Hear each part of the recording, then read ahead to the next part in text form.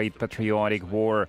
I remember our constructive and useful conversation back in 2023 when you visited our country for the first time to participate in the Russia-Africa Summit in St. It wasn't war that shifted power, it was a handshake.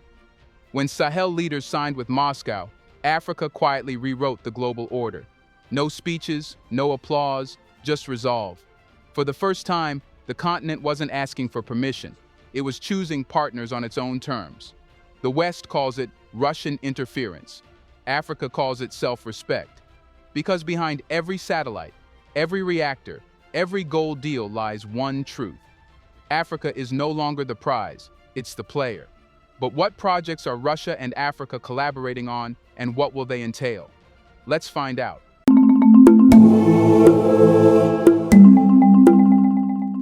It began without warning. No leaks, no rumors, just a trembling shift in the balance of world power. On an otherwise ordinary morning in early September 2025, the governments of Burkina Faso, Mali, and Niger gathered in Ouagadougou to announce a move that caught every Western intelligence agency off guard. A comprehensive partnership agreement with the Russian Federation. It wasn't another symbolic handshake or hollow memorandum of understanding.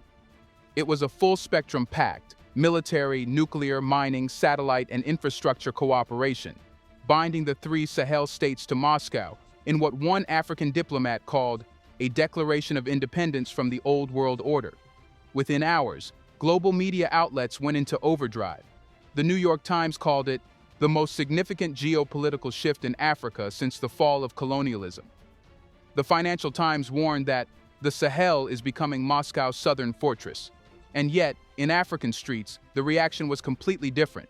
Celebrations, parades, and chants of Africa rises again. For many, this wasn't a foreign alliance. It was a continental rebirth.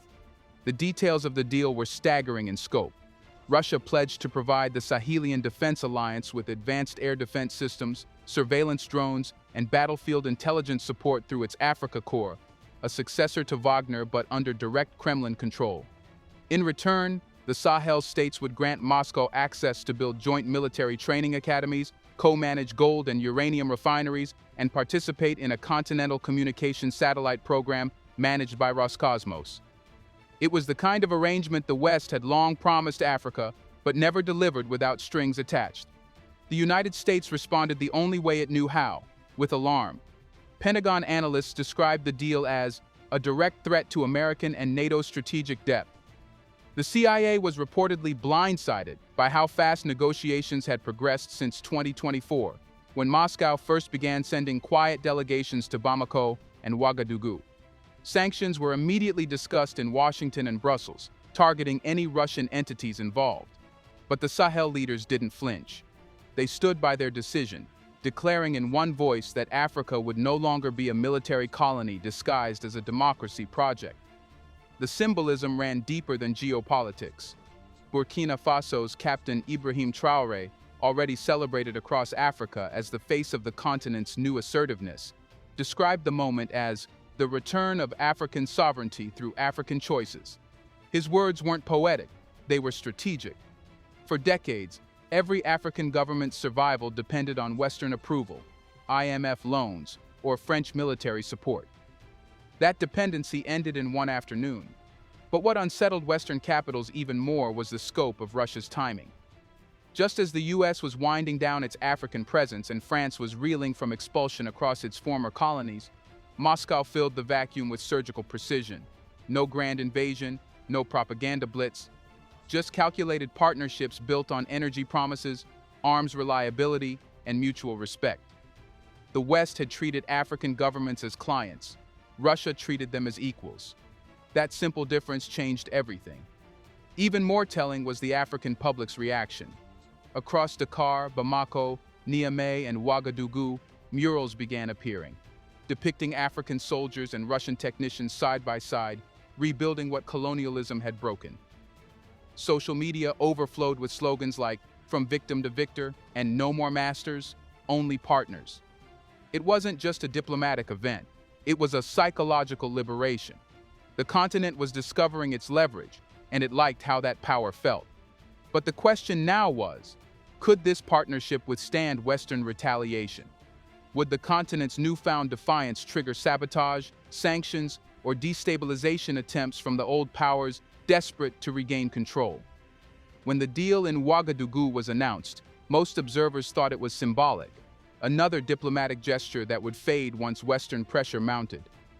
But within weeks, something far more concrete took shape. Across the Sahel, a new military architecture was quietly being built, one that defied the decades-long Western monopoly on African security. This wasn't rhetoric anymore. It was structure, strategy, and sovereignty in motion. The first clue came when Russian cargo planes began landing at Airbase 511 in Niamey. Officially, they carried training equipment. In reality, those shipments contained radar systems, encrypted communication gear, and the first batch of tactical drones designed to give African armies their own aerial surveillance capacity.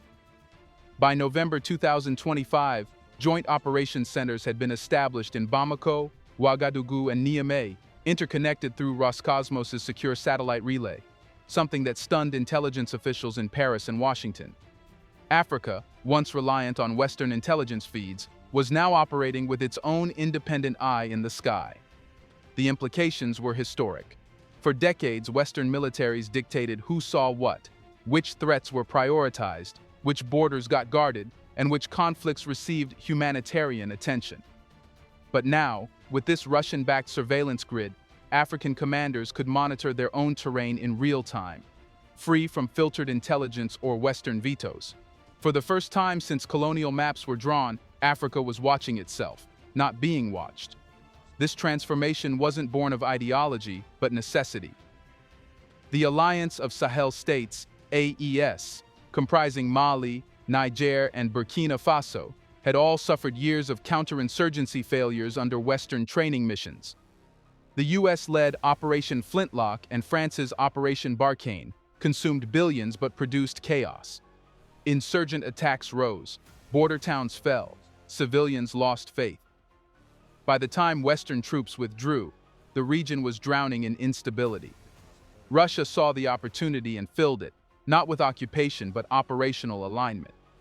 The new African Shield, as analysts now call it, follows a simple doctrine: regional defense for regional interests. Russia's Africa Corps trains local units to operate autonomously, sharing intelligence and command protocols but keeping control in African hands. The model avoids what happened under NATO-style programs, where African officers had to seek foreign approval before acting. This new doctrine was not imposed, it was co-written. At its heart, the African Shield is about deterrence, not domination. Russian advisors helped Sahel leaders design border defense perimeters using drone-based reconnaissance, rapid deployment strike units, and cyber defense networks. The goal wasn't just to repel insurgents, but to deny Western militaries a pretext to re-enter under counterinsurgency cover. Every radar installation, every training site, every encrypted command post carried the same unspoken message: Africa can defend itself now. Western think tanks quickly labeled it dangerous militarization.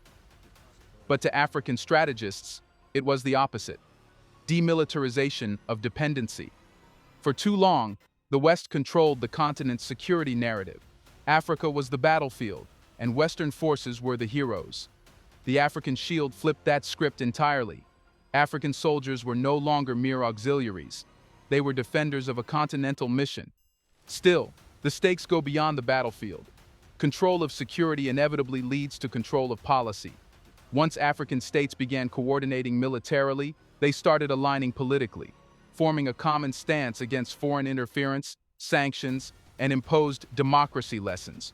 What began as defense cooperation evolved into a shared political identity, one grounded in sovereignty, unity, and pragmatism. The results are already visible. Border security in the tri-border zone has improved. Smuggling routes once exploited by Western-backed militias are being dismantled. Even trade corridors once deemed unsafe, such as the Gao-Niamey Highway, are reopening under the protection of joint Sahel patrols. For ordinary Africans, this is not geopolitics. It's daily life improving. But behind the scenes, the US and EU are not idle. Satellite imagery shows Western drones hovering near the Sahel borderlands. quietly observing the new Russian-built command structures. Washington calls them non-intrusive monitoring operations. The Sahel calls them uninvited guests. The tension is building, and everyone knows what comes next. Because once Africa learns to protect itself, it will inevitably learn to power itself. And that's where the next phase of this transformation begins. After securing the ground and skies, the continent is turning to the one element that defines modern power: energy. And no one understands how crucial that transition is better than Moscow. That's why, as the dust settled on the African shield, another front opened, not with guns or satellites, but with reactors and turbines. The Sahel's soldiers had drawn the line. Now Africa's engineers were about to light it up.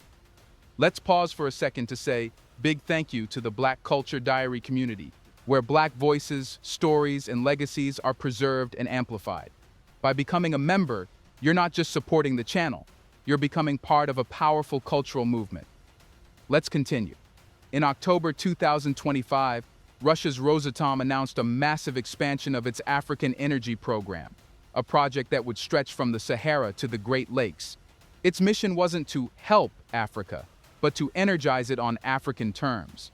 This was the second wave of cooperation, a silent revolution that promised electricity, employment, and economic autonomy in one stroke. The details were staggering. In Niger, the groundwork began for a small modular nuclear plant designed to generate 300 megawatts, enough to power the nation's capital and surrounding industrial zones. In Burkina Faso, Russian engineers broke ground on the country's first hydro-solar hybrid grid, meant to stabilize electricity for mining towns long ignored by Western investors. In Mali, contracts were signed to explore nuclear research and develop civilian expertise, so Africans could eventually manage their own reactors without foreign oversight. Each deal struck a nerve in Washington and Brussels. Western observers accused Moscow of energy entrapment, arguing that African nations would become dependent on Russian technology and fuel. But African economists saw something very different. For the first time, power was being negotiated, not borrowed. Russia offered financing on flexible terms, training local engineers instead of parachuting in contractors, and allowing nations to maintain joint ownership. No IMF clauses, no environmental lectures, no good governance sermons. Just collaboration based on needs, not ideology. More importantly, the initiative connected energy to sovereignty. Electricity wasn't just about turning on the lights, it was about lighting up an entire economic system. With stable power, Africa could refine its gold instead of exporting it raw. It could process lithium, manufacture solar panels, and build fertilizer plants. It could run its own data centers, develop artificial intelligence ecosystems, and power its cities at night without waiting for aid. The nuclear project symbolized a deeper truth. Political freedom means nothing without electrical freedom. This shift didn't go unnoticed at home.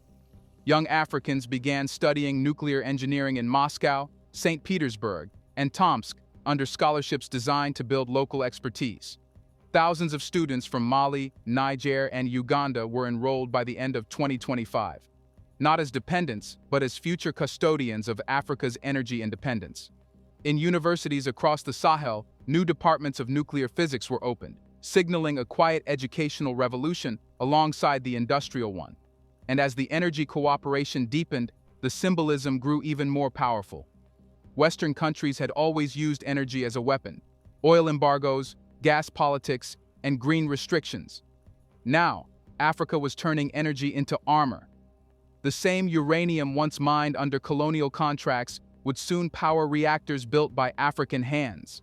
The same sun that scorched the desert would feed solar grids designed in Bamako. For a continent once treated as a resource reservoir, this was an act of defiance wrapped in development. But there's an even bigger reason the world began to pay attention. Once energy became secure, Africa's economic foundations began to shift. Gold, lithium, bauxite, and uranium, all these resources started finding new pathways, new markets, and new value chains independent of Western control.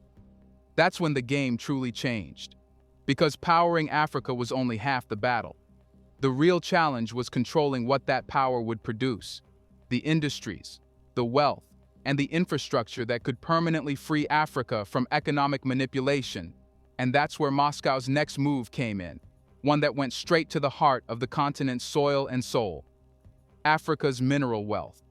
If energy gave Africa its strength, minerals would give it leverage, the kind of leverage the West never expected Africa to use.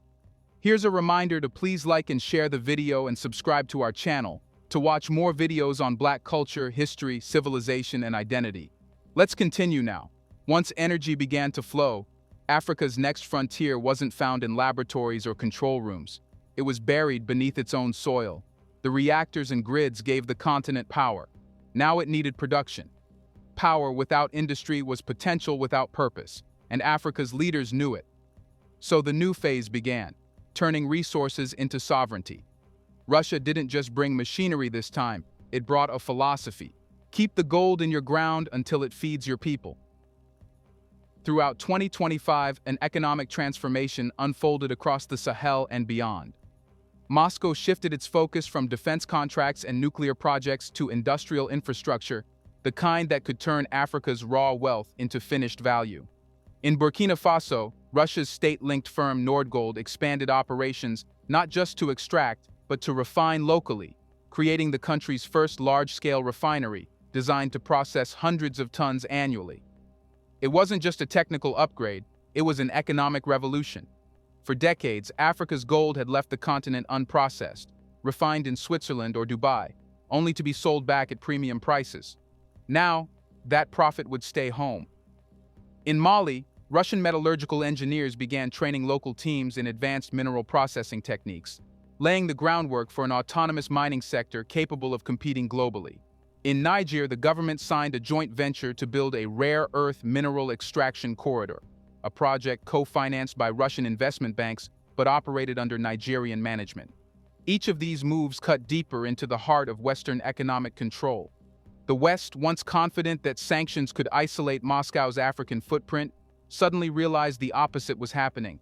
A new economic ecosystem was forming, one that didn't need Western banks, dollars, or validation. Moscow provided not just capital, but also an alternate financial architecture: settlement systems using local currencies, barter in gold, and digital payment rails independent of SWIFT. This effectively insulated African states from financial punishment whenever they disobeyed Western instructions. But the economic partnership was never about creating new dependencies. It was about rewiring trade. The Russia-Africa economic corridors didn't just carry minerals, they carried meaning. Every pipeline, every railway, every dam became a symbol of defiance against a system designed to keep Africa exporting poverty. That's why, across the Sahel, new infrastructure projects began to emerge with startling speed. Technoprom Export, Russia's engineering giant, partnered with Mali's State Construction Board to design the Trans-Sahelian Freight Rail, connecting mining regions in Gao, Niamey, and Ouagadougou directly to the Atlantic ports, bypassing old colonial routes that led to French-controlled terminals. For the first time, Africans would trade across their own land without foreign toll gates. The ambition didn't stop there. Alongside the rail came industrial zones, where local workers would process iron ore, copper, and gold into manufactured goods. This was not aid-funded development. It was sovereignty infrastructure, designed to make Africa self-sufficient in steel, cement, and refined metals. And beneath it all lay a moral transformation. Africa was learning that ownership was not about possession, it was about control of destiny. But there was another layer to this revolution that Western observers feared the most: the political consequences.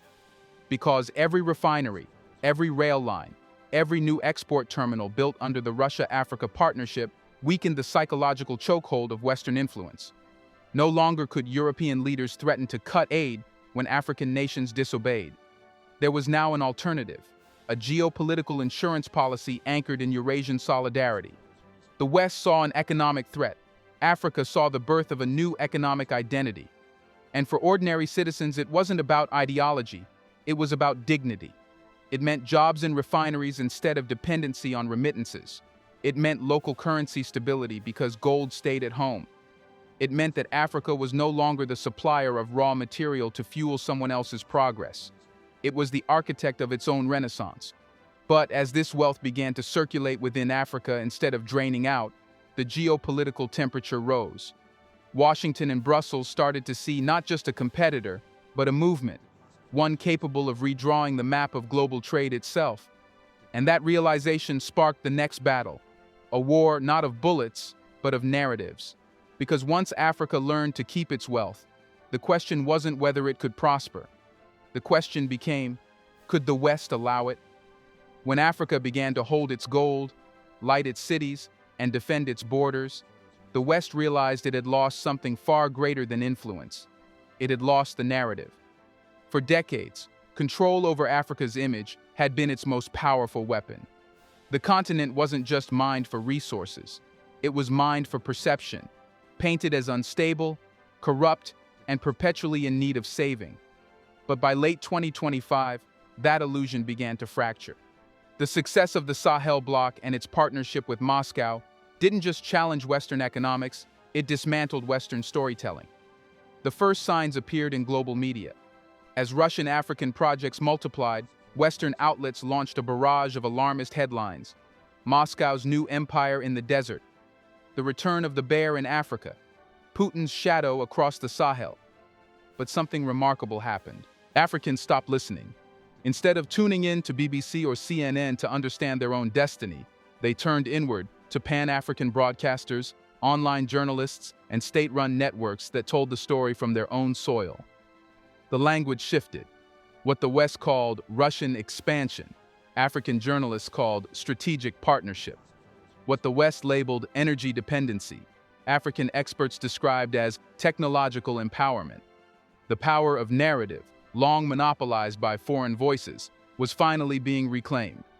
This shift terrified Western diplomats more than any weapon shipment or uranium deal. Because once people stop believing your version of events, you lose control of the future. The US and Europe responded with familiar tactics, accusations of propaganda, cyber attacks on African media servers, and even funding fact-checking programs designed to discredit any pro-sovereignty narrative. But the effect backfired. Africans saw these attempts not as a defense of truth, but as fear of a rising continent. What changed everything was the unity of purpose that grew out of this narrative battle. The leaders of Mali, Niger, and Burkina Faso began coordinating speeches and media appearances, speaking not as separate states, but as a single front, the alliance of the Sahel states. In October 2025, they held a joint press conference broadcast across the continent, declaring that African nations will no longer justify their independence to those who built empires on our backs. The statement went viral, shared millions of times across African social platforms. For the first time, Africa was trending for its strength, not its suffering. But the narrative war wasn't just being fought in newsrooms. It was unfolding on the world stage. In the United Nations, African diplomats began voting as a bloc, breaking decades of division. When Western countries pushed resolutions condemning Russian interference, African representatives countered with resolutions condemning economic neocolonialism, demanding reparations for resource theft, and calling for equal voting rights in international financial institutions. These weren't empty gestures. They were direct challenges to a system built on hierarchy. At the same time, younger Africans began mobilizing culturally. Artists, filmmakers, and writers started depicting the new Sahel order not as rebellion, but as redemption. Street murals of Ibrahim Traore, Yevgeny Primakov, and local soldiers became visual shorthand for a new kind of heroism, one born from defiance and self-belief. And as the narrative spread, so did the fear in Western capitals. Policy briefings in Washington began warning of a multipolar media war. European Union communiques called for a coordinated response to disinformation in Africa. But no counter-campaign could undo what had already begun, a psychological emancipation. Africa was no longer defending itself from narratives. It was writing its own. The continent that once served as a backdrop to other nations' histories was now crafting its own storyline, one in which Western powers no longer occupied the center. The old headlines of pity were being replaced with headlines of purpose. For the first time, African victories weren't being rewritten by someone else's pen. But this was more than symbolism.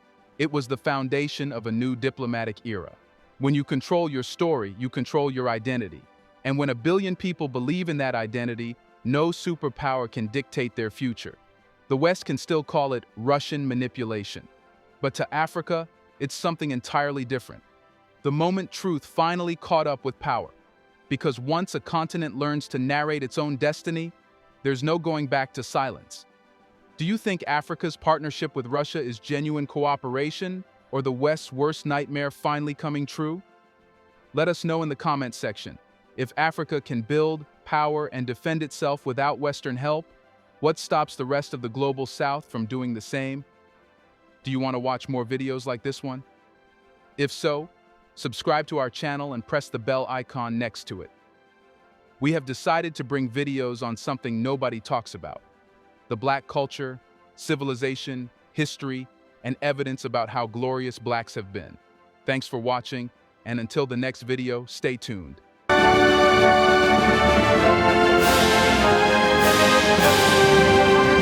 classic music.